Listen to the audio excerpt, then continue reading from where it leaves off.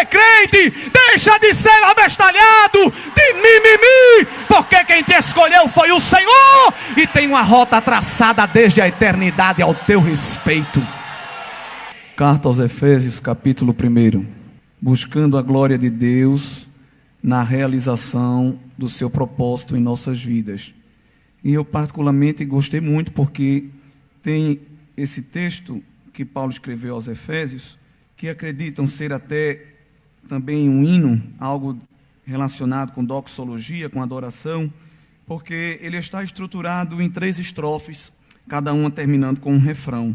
E nesse texto nós temos aí de forma resumida o plano da salvação, que é algo que todo o cristão deve estar familiarizado, pois retrata também a nossa história, a história do homem intricada, a história de Deus, quando, desde a fundação do mundo, o Senhor preparou tudo isso para nós. Porque nasci, para que vou viver, se eu morrer, para que vou morrer, de onde eu vim, porque estou aqui, e o futuro, como será para mim? Qual a resposta? Eu pergunto, qual a resposta para mim? Muitas perguntas que com certeza, principalmente quem está na nossa fase, ou na vossa fase da juventude, faz. E quando nós vamos procurar essas respostas fora da Bíblia, a gente se atrapalha.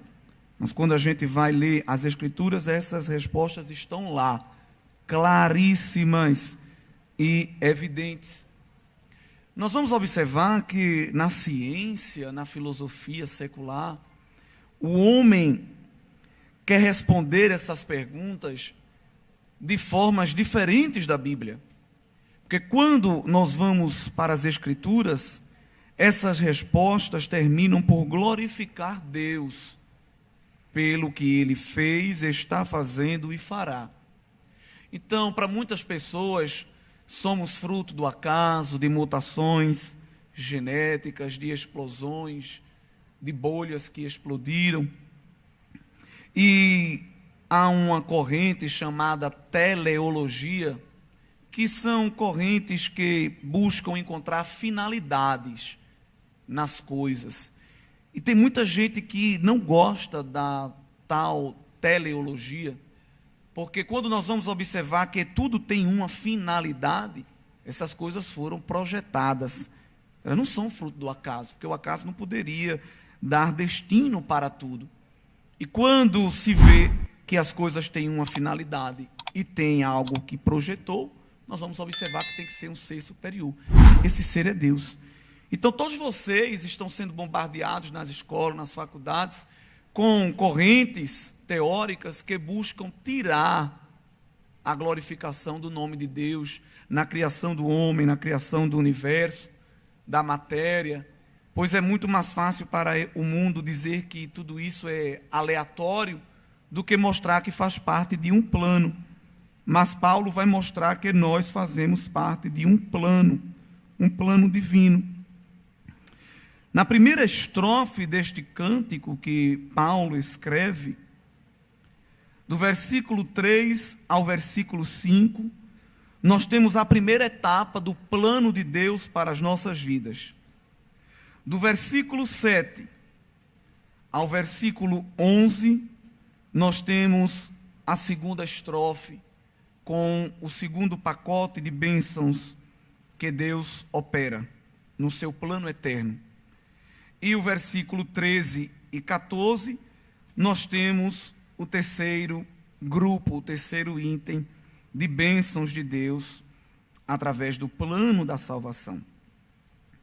Versículo 3: Bendito Deus e Pai de nosso Senhor Jesus Cristo, o qual nos abençoou com todas as bênçãos espirituais nos lugares celestiais em Cristo, como também nos elegeu nele antes da fundação do mundo, para que fôssemos santos e irrepreensíveis diante dele em amor, e nos predestinou para filhos de adoção por Jesus Cristo para si mesmo, segundo o beneplácito da sua vontade.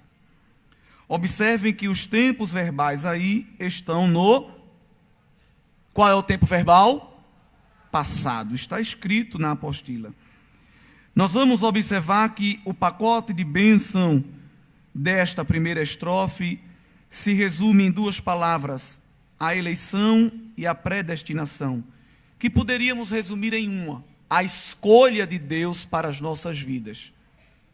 É bem verdade que, infelizmente, nós fomos bombardeados com teologias advindas de outras igrejas, principalmente calvinistas, que mostram Deus escolhendo indivíduos para a vida e outros para a perdição. Não cremos nisso, não interpretamos a Bíblia sobre esta lente. A eleição e a predestinação existem sim, está na Bíblia, mas Deus não escolhe indivíduos, Deus escolheu um grupo, Deus escolheu um povo e nos deu, como indivíduos, a capacidade de escolhermos de qual grupo nós pertenceremos. É como que Deus tivesse levantado ou aberto duas portas e Ele permite que a gente escolha por qual porta entraremos. E aí, baseado na nossa escolha, nós encontraremos a recompensa eterna. Mas, tirando esta polêmica teológica, que eu creio que está muito bem esclarecida em vossas mentes, pois vocês vivem lendo e estudando, frequentando EBD e culto de doutrina e tudo mais, uma coisa nós podemos dizer, que Deus foi quem nos escolheu. Outros textos da Bíblia vão confirmar que ninguém está aqui por causa de mutações, nem por causa do acaso. Evangelho escrito por João, capítulo 15, versículo 16, lindo texto. Não me escolhestes vós a mim, mas eu vos escolhi a vós e vos nomeei. Só que a escolha de Deus não é para gerar status. A escolha de Deus, ela gera responsabilidades e ações que nós devemos desenvolver. Vos escolhi para que vades e deis fruto, e o vosso fruto permaneça, a fim de que tudo quanto em meu nome pedirdes ao Pai, Ele vos conceda. Carta aos Romanos, capítulo 8, e o versículo 29. Outro texto que corrobora: porque os que dantes conheceu, também os predestinou para serem conformes à imagem de seu Filho, a fim de que ele seja o primogênito entre muitos irmãos. Observem que quando o termo eleição aparece, sempre se refere ao sujeito no plural, nós e vós, pois Deus escolheu um povo para si. Deus não faz acepção de pessoas. Segunda carta aos Tessalonicenses, capítulo 2, e os versículos 13 e 14, nós temos aí também um texto muito bonito acerca da finalidade para a qual nós fomos escolhidos. Mas devemos sempre dar graças a Deus por vós, irmãos amados do Senhor, por vos ter Deus elegido desde o princípio para a salvação, em santificação do Espírito e fé da verdade, para o que pelo nosso Evangelho vos chamou, para alcançardes a glória de nosso Senhor Jesus Cristo. Então, irmãos, quem escolheu a gente foi Deus.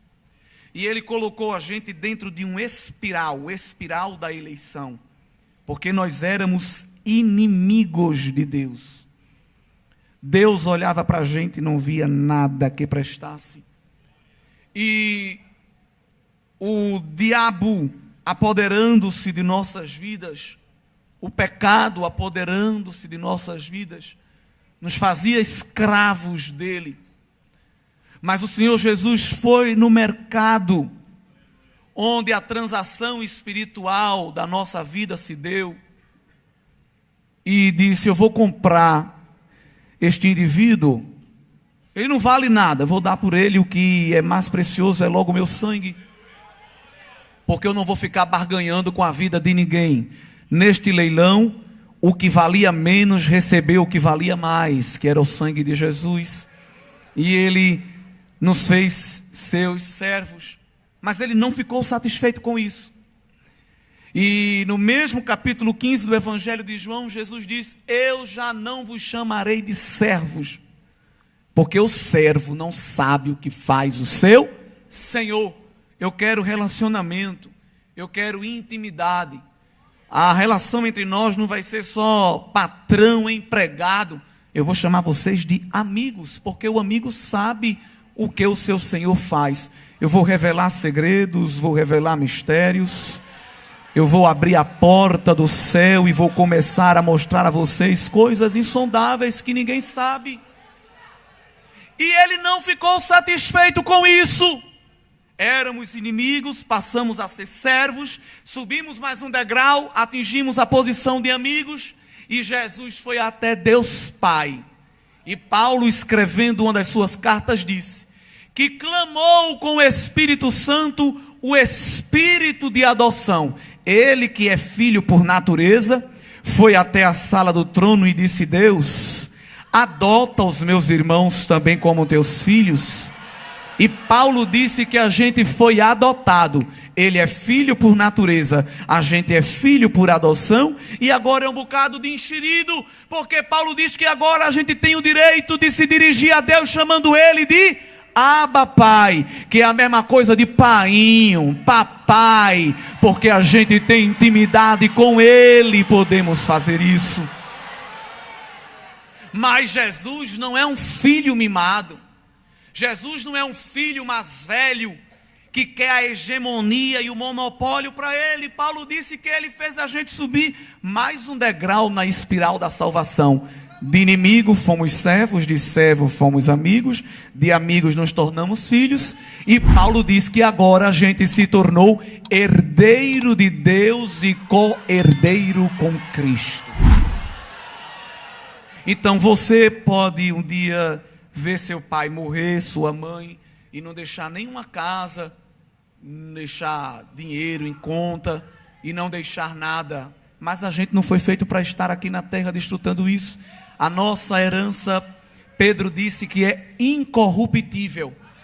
Olha, irmão, não é coroa do Burger King que depois fica amassado, não. Pedro disse que a coroa da igreja, as pedras nem caem, porque ela é imarcessível, que no original grego diz: não murcha. A tua herança vai passar o tempo e a traça não vai corromper, a ferrugem não vai corroer, o ladrão não vai roubar, porque não é de ouro e nem é de prata, mas ela não se corrompe, porque é espiritual, é eterna e também é verdadeira. Somos um povo que tem uma conta celestial, onde está sendo creditadas todas sortes de bênção. Quem é o agente desta primeira bênção? As bênçãos do passado: Deus Pai. Então, repita comigo: a primeira bênção é a eleição. Acontece no passado, operada por Deus Pai. Então, ninguém aqui caiu de paraquedas. Ninguém está aqui sendo fruto de teste. Ninguém é cobaia de Deus. Deus não está experimentando ninguém aqui. Deixa eu botar ali para ver se dá certo. Deus não faz isso não. Quem faz isso é o homem. E quebra a cara toda vez que faz. Mas Jeová, quando antes que dia houvesse, ele já era aquele Cristo que disse numa festa dos judeus: antes que Abraão existisse, eu sou. E os judeus disseram: tu não tem nem 50 anos e está dizendo que era antes de Abraão. É porque eles não entendiam que quem estava falando ali era o eu sou o que sou, que antes que tu tivesse cabelo, unha, tecido, pele, célula, antes que o espermatozoide encontrasse o zigoto na tuba uterina, ele já estava dizendo nome, sobrenome, renome, trajetória, percurso. A mãe ainda decidindo qual ia ser o teu nome. Eu acho que vai ser Maria, eu acho que vai ser Joana, eu acho que vai ser Arlete. E Jeová, tu não sabe de nada. Eu sei o nome dela na terra e já sei até o nome na eternidade, numa pedra branca que eu darei impressa com o caráter de Cristo. Vai para fazer o pré-natal, faz um bocado de ultrassonografia, aí faz um enxoval todo rosa, porque é uma menina, mas a médica que estudou 8 anos errou no diagnóstico. E diz, eu me enganei, é porque a perna estava virada, não deu para ver direito. Jeová, não faz ultrassonografia com aquele gel na barriga. Ele nem precisa. Ele nem precisa. É ele que olha para os milhões de espermatozoides e diz, pode correr bem muito, mas o ungido é esse aqui. Vê que coisa, meu irmão. Oh, Senhor da glória. Ah, irmão, é porque tem tanta gente querendo passar na minha frente. Menino, tinha milhões querendo passar na tua frente e tu entrou no óvulo. Tu está preocupado com isso? Aprende a ser crente. Deixa de ser abestalhado, de mimimi, porque quem te escolheu foi o Senhor e tem uma rota traçada desde a eternidade ao teu respeito. Sempre haverão pessoas que não vão querer que você esteja onde você está. Sempre. Sempre vai ter alguém querendo lhe derrubar. Sempre. Sempre vai ter alguém botando o pé e dizendo, ela vai passar e vai cair. Aí Jeová diz, eu vou fazer os teus pés como o da corça. Quando tu passar, tu pula. Tá doida? É nada, é estratégia. Porque tem hora que não é para andar, tem hora que é para pular. Eu tô pulando e vencendo os obstáculos. Eu tô pulando e vencendo as arapucas. Eu tô pulando e vencendo as armadilhas do diabo. E ele vai me fazer chegar aos lugares altos, porque ele me escolheu. Você foi escolhido desde a eternidade. Não existia igreja, não existia nem o Madal, não existia nem EBJ, não existia nem a letra E, a letra B e a letra J, nem escrita existia. Mas Jeová já estava traçando uma história nos pergaminhos dourados do céu, dizendo, é meu. Tudo está devidamente organizado por Ele. Ele que nos escolheu. E quem quiser colocar a mão, pata, ele quebra a mão, quebra a pata, quebra o que for. Mas o plano que foi traçado vai ser desenrolado por ele, porque é um plano eterno. É por isso que quando Deus escolhe, Ele não faz questionário socioeconômico. Deus não faz reunião para escolher ninguém, porque se Ele fizesse, essas reuniões nunca acabavam. Estou pensando em escolher fulano para pregar minha palavra. Olhe, Deus, veja bem. Eita Deus, tanta gente querendo ser Deus. Eu não sei se o Senhor sabe. E Deus só olhando para o linguarudo e para a linguaruda. Estou aqui fazendo antropomorfia, dando a Deus características humanas só para a gente entender. Mas era como se o eterno Deus ficasse fazendo, com todo respeito, cara de paisagem, só olhando. E no final, se ele pudesse, diria, quem perguntou? Me perdoe, Senhor, de fazer essa conjectura. Mas é porque sempre vai ter alguém querendo dar pitacos na tua chamada. O pastor Trajano falou da armadura de Davi. E eu acho interessante porque tem gente que quer ajudar, mas atrapalha.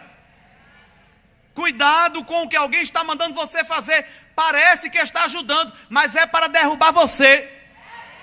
Olha, bote a armadura que você vai ficar melhor. Naquela armadura, irmão, Davi não ia conseguir dar nem um passo.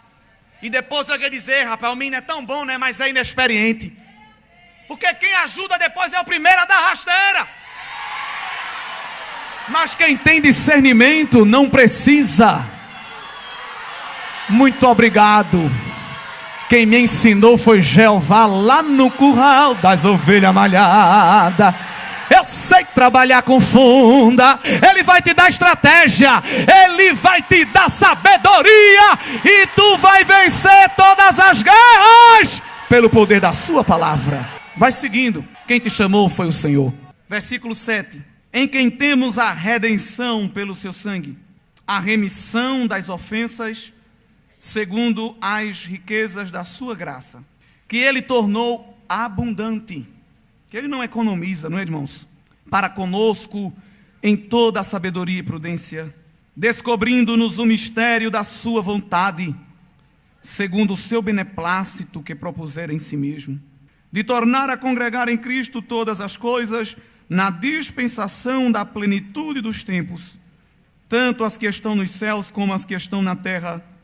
Nele digo, em quem também fomos feitos herança, havendo sido predestinados conforme o propósito. Nada é por acaso, nada é em vão, tem propósito. Daquele que faz todas as coisas segundo a reunião com os fofoqueiros. Dê um glória, porque não é assim.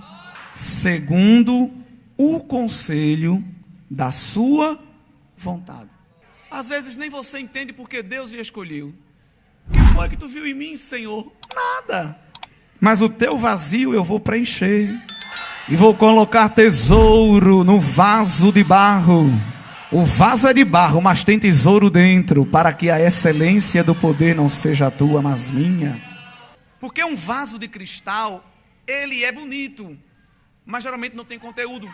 É aqueles vasos de casa que fica na cristaleira e a mãe nunca deixa usar, porque é só para um dia especial. Esse dia especial nunca chega. Não, é só para quando vier alguém importante. Essa pessoa importante nunca vai.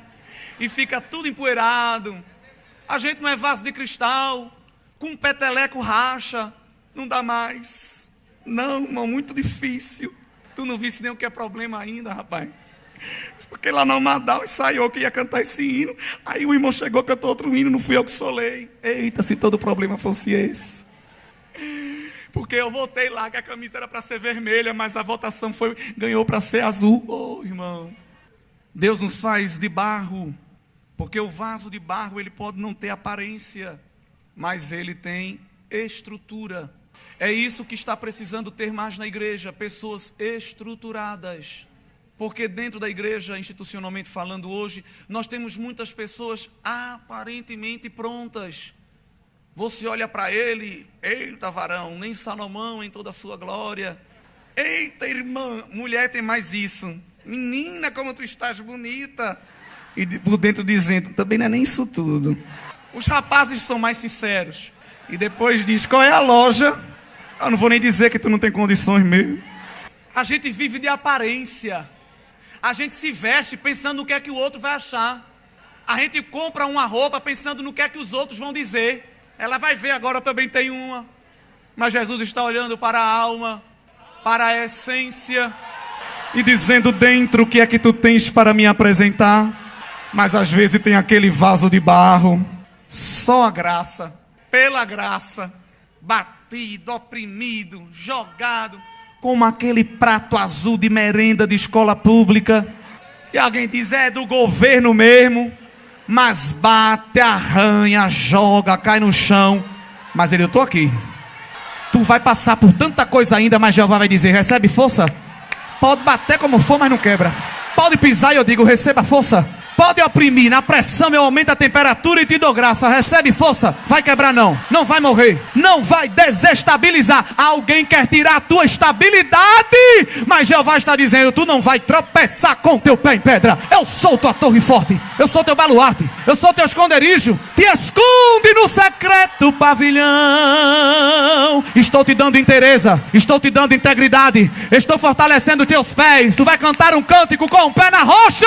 Alguém vai perder a força e você vai continuar dizendo, santo, santo, santo é o Senhor dos exércitos, e toda a terra está cheia da sua glória. Receba força, receba estrutura. Deus está dando estrutura para jovem. Tu vai ter estrutura de gente grande. Rapaz, o que é isso? É sangue de barata? Não, é o sangue do Cordeiro que foi descido na cruz, que foi derramado e me fortalece para fazer a sua obra. Estrutura. A igreja está precisando de pessoas com estrutura, que não se dobra com qualquer vento, que não chora com qualquer cara feia. Eu sou o carvalho de justiça plantado pelo Senhor. Não é essas árvores de Natal que só vem no congresso e passa um ano encaixotado dentro de um túmulo espiritual. E quando vem todo eninhado, todo embaraçado, porque estava guardado. Não, a gente é carvalho de justiça. Passou o ano todo levando vento, chuva, geada, granito, cara feia, serra elétrica, olha o diesel. Mas o Ribeiro foi passando dizendo: recebe água cristalina, vai subindo, vai recebendo. A folha está verde e o fruto aparece na estação própria para a glória de Deus. Vê se esse aí que está do teu lado tem cara de árvore de Natal, ou se tem cara de carvalho de justiça plantado pelo Senhor, que está marcado pela guerra, mas está verde. Eu estou verde. Eu sou aquela árvore plantada pelo Senhor. Um bocado de arranjo empoeirado que só serve de enfeite, mas tu tá na olaria, o oleiro vai te pisar, vai te amassar, vai te jogar no fogo, vai te lixar. Ah, eu vou morrer, vai nada. Agora é que tu vai ter vida. Recebe óleo, porque tu estás pronta. Segunda bênção é Cristo quem nos deu, ou está nos dando. São as bênçãos do presente. Duas palavras-chave: redenção, remissão. Quem frequenta a escola bíblica dominical, fica em pé, por favor. Espero que seja verdade, viu? Deus abençoe, muito bonito. E é verdade, porque eu vou para as escolas e tenho visto a juventude nas escolas. Preciso mais ver os líderes da juventude na escola. Irmão, porque o senhor está falando isso? Porque eu sou superintendente e eu posso, né? Depois eu não vou ser, porque eu estou sendo. Então enquanto eu estou, eu posso falar essas coisas. Depois eu vou sair e não vou poder falar mais. Então estou aproveitando. Quem está frequentando a EBD esses anos, e particularmente esse trimestre, nós estamos estudando Cristologia na classe de jovens. Estamos estudando justamente esses termos relacionados ao projeto Plano Salvífico. Redenção e remissão são termos sinônimos. Não são iguais, mas as ideias são parecidas. Significa pagar, adquirir, resgatar, comprar. É o preço pago para retirar alguém da escravidão ou do cativeiro. Paulo era muito inteligente e didático e ele utilizava expressões do dia a dia para poder aplicar aos mistérios revelados de Deus. E ele visitando os mercados, tanto na Grécia como em Roma, tinha muita escravidão. Ele pegou emprestado essa ideia e trouxe para a Bíblia. Nós éramos escravos do pecado, fazíamos tudo o que a carne mandava. Cristo foi lá e pagou. Na Bíblia nós vamos ter dezenas de versículos que corroboram esta visão. Não dá para ler tudo, mas por exemplo, Gálatas capítulo 5, verso 1: estai, pois, firmes na liberdade com que Cristo nos libertou, e não torneis a meter-vos debaixo do jugo da servidão. Carta aos Romanos, capítulo 6, versículo 17 e 18. Mas graças a Deus que, tendo sido servos do pecado, obedeceste de coração a forma de doutrina que fostes entregues, e libertados do pecado, fostes feitos servos da Colossenses. Carta aos Colossenses, capítulo 1, e versículo 13 e 14. Ele nos tirou da potestade das trevas e nos transportou para o reino do Filho do seu amor, em quem temos a redenção pelo seu... A moeda foi o sangue, a saber, a remissão dos pecados. Quem fez isso? Cristo. O Senhor Jesus, no presente, está agindo sobre nós a bênção da remissão ou da redenção. A gente não está mais disponível para o diabo, nem para o pecado e nem para o mundo. 3 formas de combate espiritual com a vida do crente. Se você ainda não consegue dominar o seu corpo, se você ainda não consegue dizer não ao pecado, é porque você ainda não é liberto, você ainda não foi remido. O remido, ele consegue olhar para o pecado e dizer não, obrigado. Ele não diz, me segure. Não tem isso. Ele tem domínio próprio. Nem daqueles que quer brigar e me segura, varão, já está indo. Não tem isso. A vida espiritual de uma pessoa liberta, ela é muito equilibrada, porque Deus opera nela o fruto do Espírito. O crente, ele é equilibrado, ou pelo menos deve ser. E Jesus deu a nós esta capacidade e esta condição, de forma que o apóstolo João, escrevendo uma das suas epístolas, diz que aquele que vive pecando, e o verbo original está como que no gerúndio do português, uma ação contínua, esse não está em Deus. Porque quem está em Deus não vive pecando. Agora, quem está em Deus ainda pode pecar. Claro, porque nós ainda estamos com a natureza humana. A diferença é que não ficamos presos ao pecado. Rapidamente nos arrependemos, confessamos e deixamos. Não é aquele ciclo vicioso de pedir perdão, fazer de novo, pedir perdão, fazer de novo. Não. Abandona aquela prática de uma vez por todas. E quem fez isso por nós, Jesus, Ele está interessado que a gente valorize esta obra. João, escrevendo Apocalipse, capítulo 14, Deus mostrou a ele uma visão, versículo 3, e cantavam como cântico novo diante do trono, e diante dos 4 animais e dos anciãos. E ninguém podia aprender aquele cântico, senão os 144 mil que foram comprados da terra. Estes são os que não estão contaminados com mulheres, são os que seguem o Cordeiro para onde quer que vai, são os que dentre os homens foram comprados como primícias para Deus e para o Cordeiro.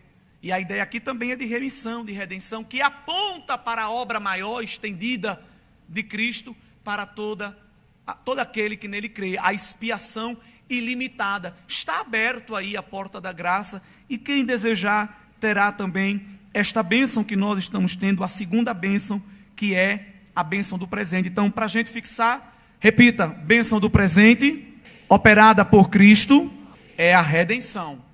E aí nós chegamos na terceira bênção, no terceiro pacote, que são as bênçãos que serão operadas em nossas vidas no futuro.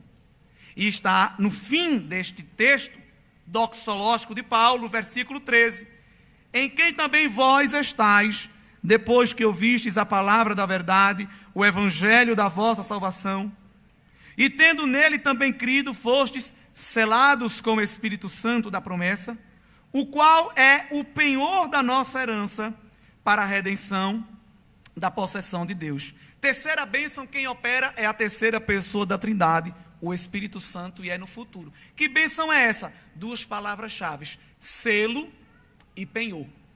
A gente não foi comprado? Pronto. O apóstolo Paulo vai pegar emprestado outra figura de linguagem e aplicar ao conceito do plano da salvação. Ali em Éfeso, era uma metrópole naquela época, e havia uma grande produção de madeira. Haviam grandes madeireiras que cortavam lá as árvores, ficavam aquelas toras empilhadas, e os navios levavam, exportava até. E aí, muitas vezes, se separava um produto, e o funcionário não sabia que aquele produto já tinha um cliente, já estava destinado, já estava comprado. Aí terminava pegando aquela mercadoria, misturando com outras. E quando alguém ia despachar, o cliente que chegava: eita rapaz, cadê? Eu vendi para outro. Não podia ter isso. Então, de forma muito organizada nas mercadorias, eles iam, empilhava aquilo que já tinha um dono e colocava um selo. Aquele selo era como dizendo: não pode mexer aqui, porque aqui alguém já comprou, alguém já tem dono. Se nós formos comprados por Cristo, a gente passa a ser propriedade exclusiva dele, de Deus. Aí o diabo às vezes quer mexer, quer catucar, porque ele não fica parado. Ele quer mexer com quem é de Deus, sempre, mas ele não pode. Para ele tocar em Jó, ele teve que pedir permissão a Deus para tocar. Deus disse: pode tocar em tudo, só não toque nele, que ele é meu. A Bíblia diz que ele está em derredor, porque em redor está o Senhor. Não tem medo. Ai, irmão, eu vi um gato preto em cima do muro da minha casa. Olha, eu sonhei que uma coruja me bicava. Olha, irmão, eu acordei e tinha uma raposa olhando para mim. Que besteira. Isso é folclore. Isso é superstição. É crendice. Não porque eu vi um saci pererê, o irmão disse que é mau presságio. Isso é para quem não é crente. A gente é acompanhado pelo leão da tribo de Judá. Basta um rugido dele e a terra treme. A Bíblia diz que quando ele abre a boca, o cedro do Líbano se racha no meio, que nem serra elétrica consegue. Quando ele abre a boca, as rochas se tremem. Diz: o que é isso? É Jeová falando: o leão da tribo de Judá está do teu lado. Não é Rottweiler nem Pitbull, não. É o leão da tribo de Judá que está ao teu lado. E qual é esse selo que ele botou na gente? O Espírito Santo. Esse poder que está dentro de você aí. Que você diz, me segura, Jesus, senão saiu correndo. É porque Jesus está movimentando as águas através do Espírito Santo. Fique feliz, porque prova de que ele está dentro de você. Esse queimor por dentro, essa vontade de falar em língua, de levantar o braço, de cantar bem alto, é o selo. É o diabo querendo se aproximar e dizendo, não posso, aqui está cheia. Um copo vazio, um crente vazio, ele mexe para um lado, mexe para o outro, amassa, joga em boca. Mas quando está cheio, que ele chega perto, aqui não pode, está ungido, está selado. Quantos terrenos baldios espirituais que as raposas têm entrado e sacudido e feito o que quer. Mas a igreja é manancial selado, fonte selada, jardim fechado. A raposa vem, o lobo vem, arrodeia, arrodeia, arrodeia, arrodeia, cansa e vai embora. Mas no meio do jardim está o Senhor Jeová passeando e dizendo, eu sou contigo. E quem está envolvido na presença de Deus não tem tempo de ver nem a raposa, porque já está vendo a nuvem de glória. Tu viste a raposa? Vi nada, eu estou vendo é Jeová, o quarto homem, passeando comigo dentro da fornalha. É tempo de ser espiritual. É tempo de se envolver nos mistérios de Deus. Muito crente seco na igreja, vazio, tirando foto da raposa, fazendo vídeo do lobo para amedrontar o povo. Tem um lobo aí arrodeando. Tu é um terreno baldio, rapaz, e não sabe. Quem é fonte selada diz, eu quero lá saber. Quem está vindo falar comigo é o Todo-Poderoso na viração do dia e dizendo, eu estou contigo. Não temas, não te assombra, não te espante. Eu te tomo pela tua mão direita. Estou contigo. O negócio é sério, viu? Quando alguém vier fazer esses alvoroços, pode ficar sério. Sai daqui, terreno baldio. Só tem lixo, só barulho. Nós somos uma fonte selada. Mas Deus não só deu o selo, Ele também nos deu o penhor. Penhor já é uma coisa que tem várias aplicações e tem mais envolvimento com a nossa modernidade. Porque uma pessoa, quando ela tem uma dívida, geralmente, que ela não pode pagar, ela vai no banco e leva suas joias de ouro, né, claro, que é algo que valha, e diz, olha, eu vou deixar aqui até eu arrumar o pagamento e voltar. Ou como eu sempre digo quando falo essa palavra, como alguém que vai para um restaurante, come e esquece a carteira. Aí quando vai pagar, eita, esqueci. Mas eu sou crente, deixar minha esposa, meus meninos aqui, é a prova que eu vou voltar. Tem que voltar. E a mulher fica lá, penhorada, com os menininhos. Mas o que é o penhor? É a garantia de que vai voltar. O Espírito Santo, que é o penhor de Deus, e que está aí dentro de você se movimentando, toda vez que você sente Ele, é Jesus dizendo, eu vou voltar para buscar a mercadoria. Toda vez que você chora, fala em língua, levanta a mão e dá um glória, é Jesus dizendo, tu é meu, eu te comprei, estou voltando para te buscar e levar para os meus celeiros espirituais. Deus é muito inteligente para explicar que ninguém mexe em Israel e ninguém mexe na igreja. Com Zacarias ele usou outra figura de linguagem. Eu até já fiz isso aqui, essa experiência aqui, pregando aqui um dia, mas não vou fazer de novo, porque a Anvisa, a Inmetro, essas coisas não permitem. Mas olha, é você pegar o seu dedo e tentar colocar dentro do olho do seu irmão. E não dá certo fazer isso. Não faça. Mas é impossível. Por mais que ela diga, eu vou ficar com o olho aberto. Quando se aproximar, óbvio que os receptores nervosos que estão nesses músculos vai avisar o cérebro que tem um fator estranho se aproximando. E isso em milésimos de segundo, o cérebro vai mandar uma molécula contrair o músculo das pálpebras e vai fechar.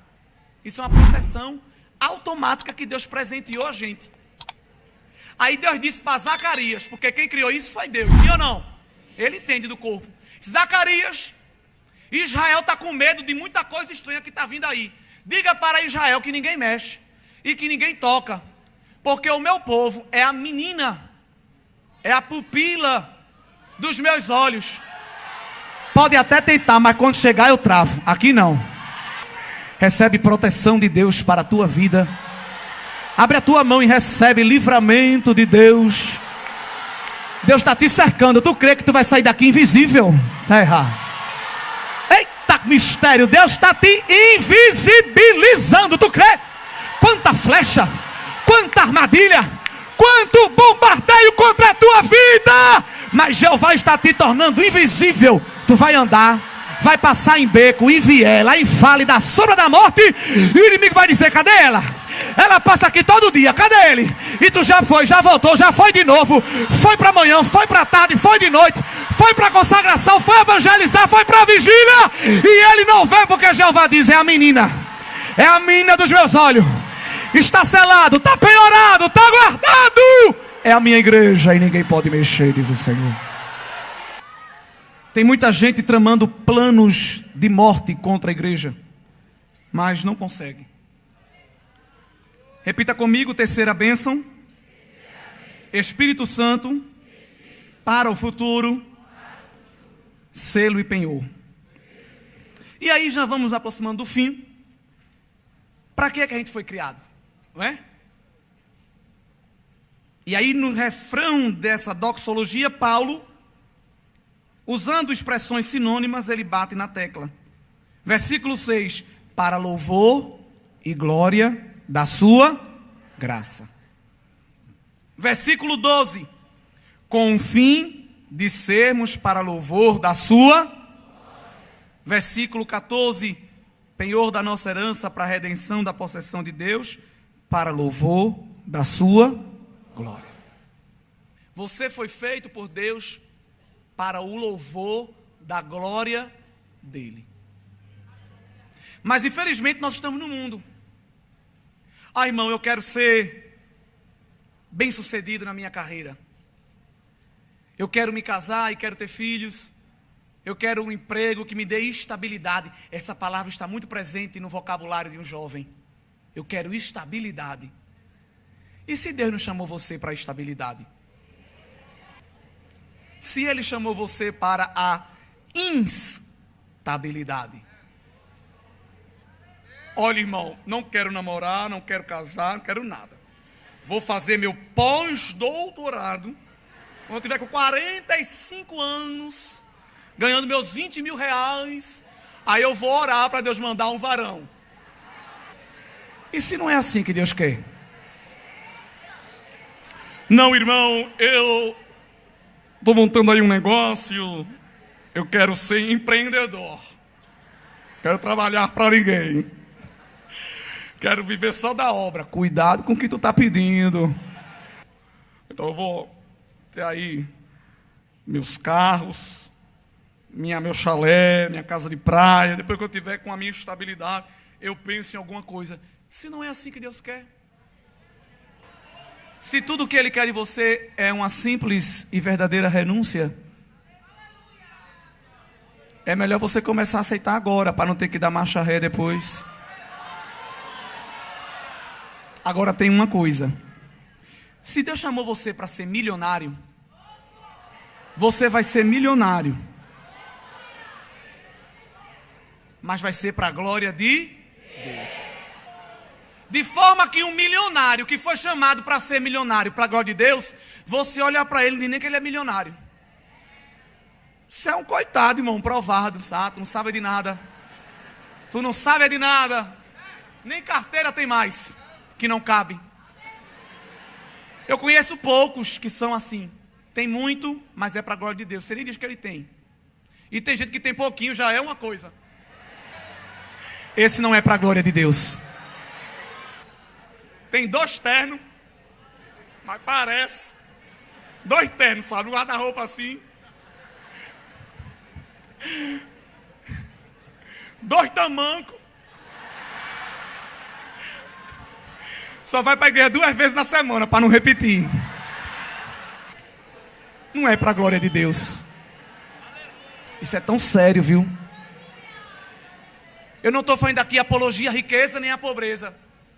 Mas se Deus chamou tu para ser pobre e para ser para a glória dele, ninguém vai nem perceber que tu está de chinelo. sujo e velho. Isso é sério. Tu vai comprar roupa na Sulanca. Escute o que eu estou dizendo, porque isso aqui é vacina para o seu futuro. Mas quando alguém olhar para tu, parece que tu está vestida com as grifes. Porque o que está aparecendo na tua vida não é a roupa, é a glória. Os meninos, é um terno só. De preferência preto, que combina com tudo. E escute a palavra que é vacina para o futuro. Tem uns abestalhados que vai ter 20 ternos, mas quando abre a boca, não glorifica a Deus. Mas tu com um terno preto, uma camisa branca e as gravatas que tu ganhou por misericórdia nos aniversários que tu foi da Umadal, alguém olha para tu, não lembra nem qual foi a cor do terno nem a cor da camisa, porque só vê o reflexo da glória de Deus na tua vida. Não é para falar nada. Olha para a pessoa que está do teu lado e vê se na visão dela tem reflexo da glória de Deus. É só para olhar. Vê se ela tem cara de quem foi chamado para a glória. Anda sobre canta, me vera chega canaraia. Tanta gente te menospreza, igreja. Tanta gente te ridiculariza, mas é porque quer ter o que tu tem e não tem. Sabe por quê? Porque é glória. E glória só quem dá é o Rei da Glória. E Ele só dá para quem é verdadeiro e sincero de coração. Para quem dobra o joelho, bota a boca no pó, rasga as vestes espiritual e diz: Senhor, eu estou aqui, Senhor. Tem gente que luta a vida toda para ser alguma coisa e no final até atinge. Tem gente que luta para ser pastor, para ser dirigente em um departamento, para ser teólogo, biólogo, fisioterapeuta, empresário, e até consegue. Mas depois que tem tudo isso, olha para si e diz: o que é que eu tenho? Nada. Porque ele não entende que Deus não fez ele para ter casa própria. O plano de Deus não é minha casa, minha vida. Deus não chamou você para ter uma profissão. Deus não chamou você para tirar da plateia, botar num palco. Não chamou você para tirar da cauda, botar na cabeça. Nada disso. Isso é teologia velha e fajuta da prosperidade. Deus chamou a gente para ser, para o louvor da sua glória. Tem gente que canta, e a igreja fica só olhando, dizendo: Jesus, apressa esse hino.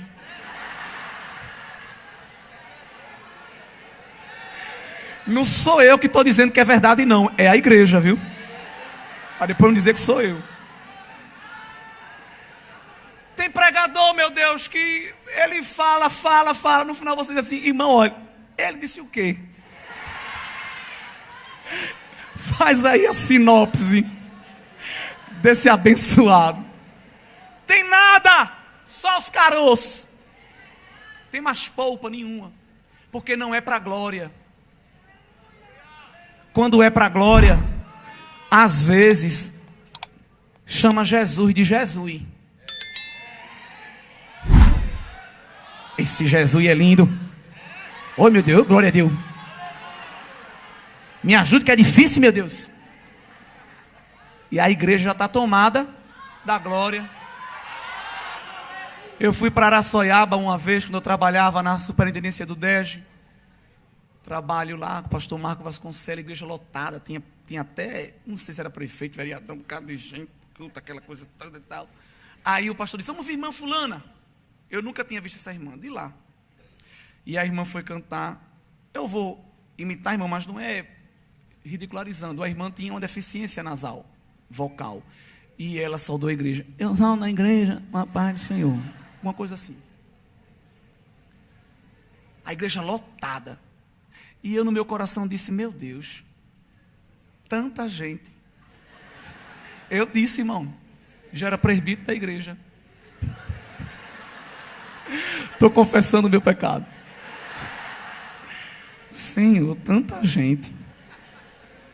Os irmãos, olhem que eu vou ganhar um hino. Ainda lembro o hino. situações de Shirley Carvalhais. Quando aquela mulher só disse: horas difíceis você passa em conflito. Eu nunca vi aquilo na minha vida. Eu era o primeiro a chorar no banco. A igreja tomada da glória de Deus. E a mulher nem aí. Deus abre o caminho para você passar, acalma a tempestade e a fúria do mar. Você nem olhava mais para a fisionomia, porque a glória, ela tinha a glória de Deus. Já tinha tido tempo.